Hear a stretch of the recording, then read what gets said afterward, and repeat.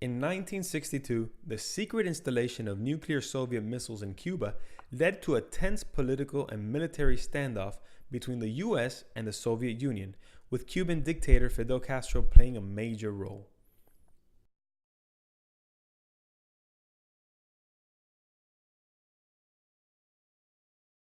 President John F. Kennedy addressed the nation in October of that same year, making public the presence of the nuclear missiles. Kennedy announced a naval blockade around the Cuban island, assuring that the US would resort to military action if necessary. The announcement led to fears all over the world of a nuclear confrontation between the US and the USSR.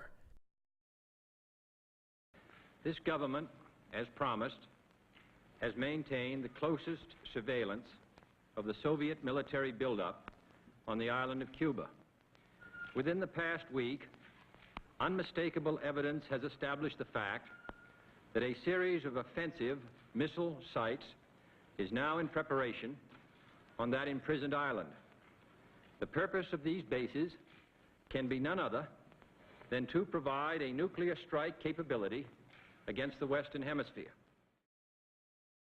The missiles appeared in Cuba as a direct result of Castro's alignment and dependency on the Soviet Union. The Soviets intended to change the balance of power in the world and to obtain concessions in Europe from the United States. Since Castro announced that he was a Marxist-Leninist in the early 1960s, the Soviets began flexing their political muscles in Cuba, considering just how close the island was to the United States.